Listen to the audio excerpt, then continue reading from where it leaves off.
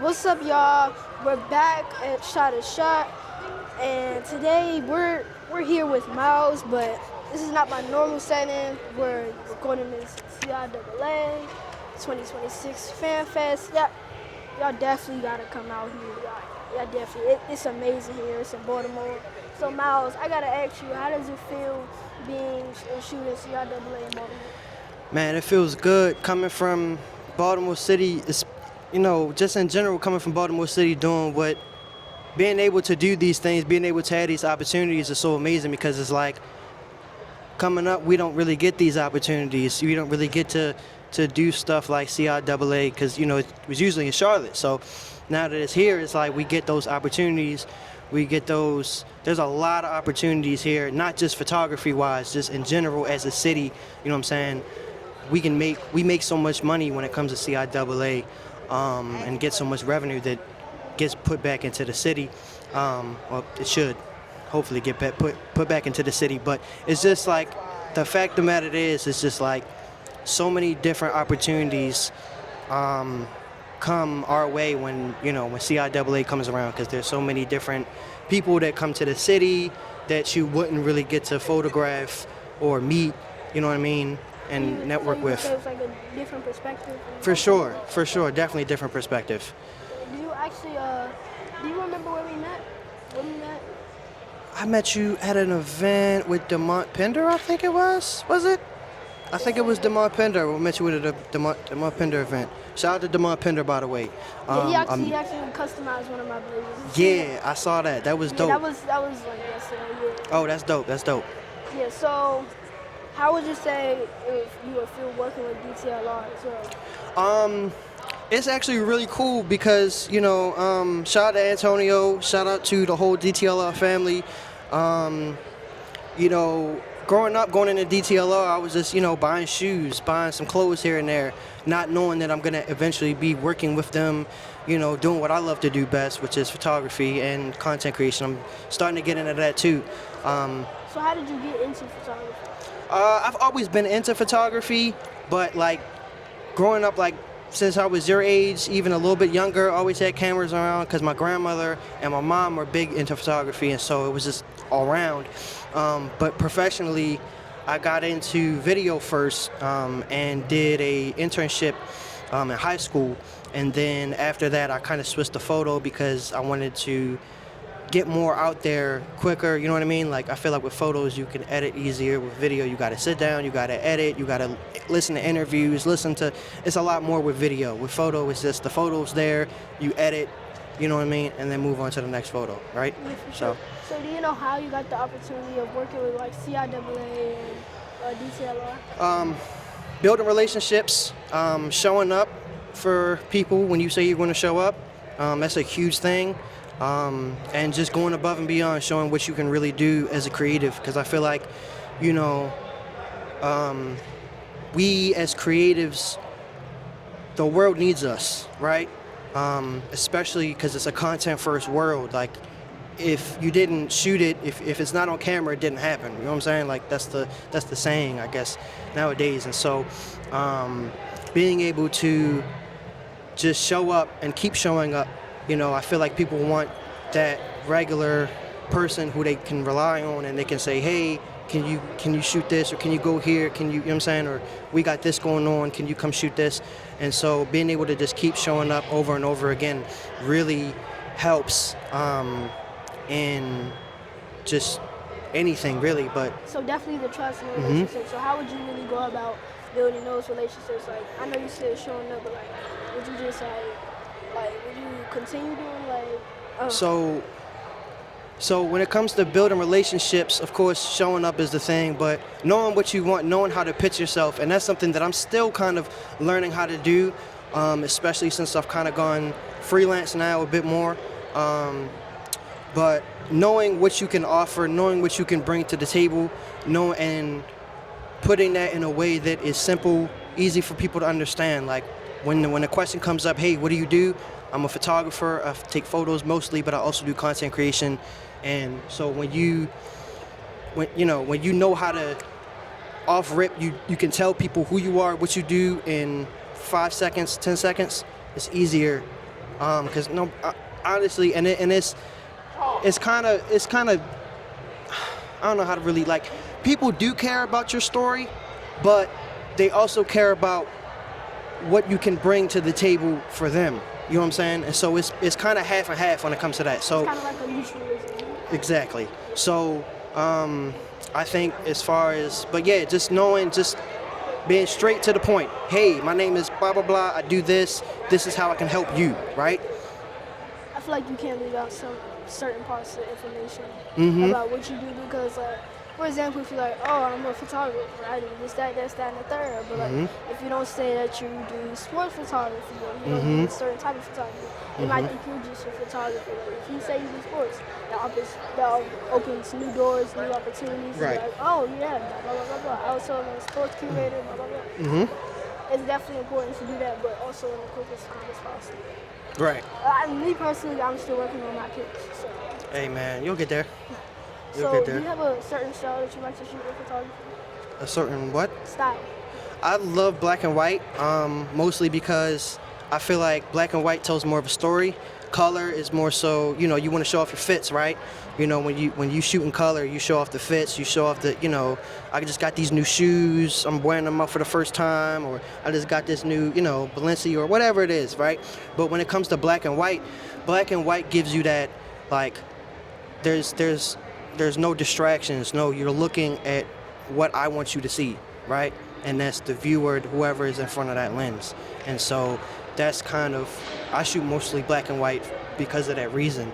But of course I shoot color too. It's nothing, to shoot color. I just like shooting black and white. It's actually an amazing reason. I've actually never heard that before. That's insane. That's an insane perspective to look up on black and white. I feel like black and white has so many perspectives where there's a difference for people using it because there's so many reasons why you can use black and white. Yeah, and a photographer I know is actually colorblind. So there's a few photographers I know that are colorblind, so they shoot black and white because they're colorblind. And so, but for me personally, I just love that look, and it's half the look and it's half just, showing people authentically as they are without, I feel like color is a distraction sometimes because I want you to see the facial expressions and, sometimes the hoodies or the coats or the shoes or whatever, it's paying attention to the details and the shoes and the coat and whatnot, which there's a time and place for both black and white and color, but I shoot, I love black and white. It's just something different, you know what I mean? So how do you promote yourself in your business and brand? Instagram mostly. I use Instagram, and then it's a mix of Instagram and word of mouth. Like I said, like going back to the connections and just knowing people and having a good rapport with people. Like, oh yeah, I know so and so, and can you get his information? And that's usually how that works. And I'm like, yeah, we can shoot, and this is my rates and whatever else. Can you tell them your Instagram actually? Oh, my Instagram is Myles Michelin. It is MylesMichelin. Yeah, and that's it. So, but as far as like promoting myself, I usually promote myself via Instagram. I have my website too, where I put like all my like highlights. Like I've shot Busta Rhymes, I've shot Juvenile, and so I put those highlights on there too. So that way, but then I also put like, it's a mix. I usually do a mix of that and just shooting my homeboys if I'm outside. You know what I'm saying? So it's like they know that I can shoot, and I have shot these different big names, but I also can shoot, just everyday life in Baltimore or wherever. You have a certain genre that you like to shoot, or you just like shoot whatever? Really, whatever.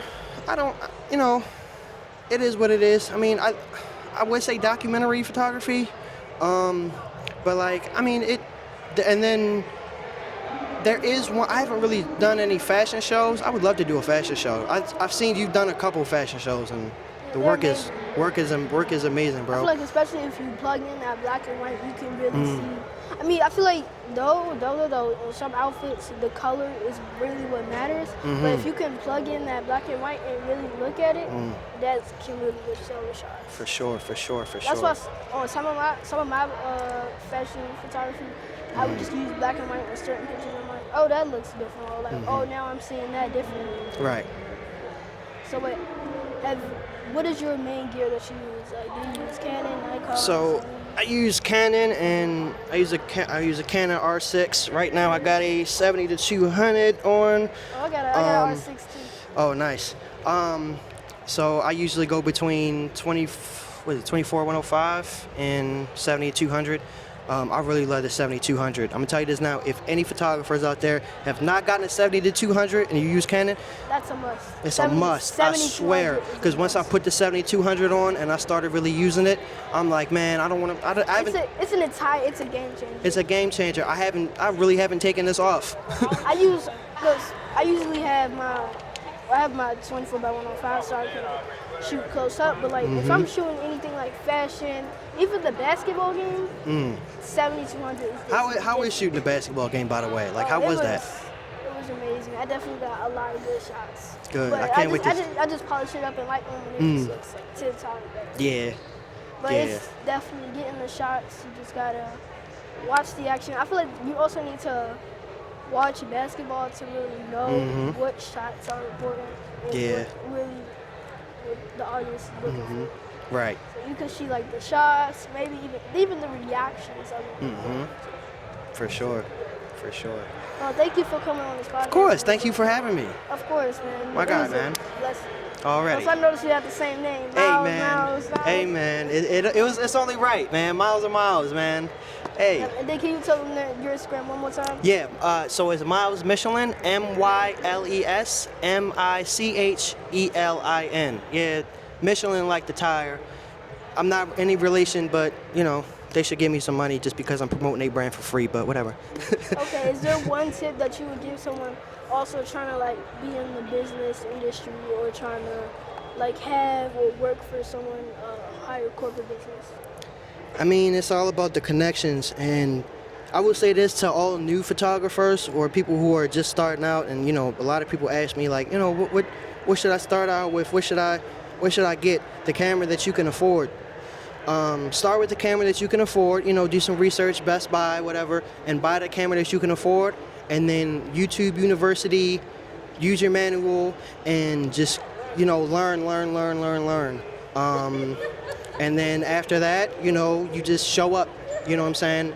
I feel like showing up is so important because, the more you show up, the more people see you, the more, your name gets around, your face gets around, and, the more work you get to put in too, because, you know what I'm saying? Like, at the end of the day, I do photography for a few reasons, but one of the reasons I do photography is because I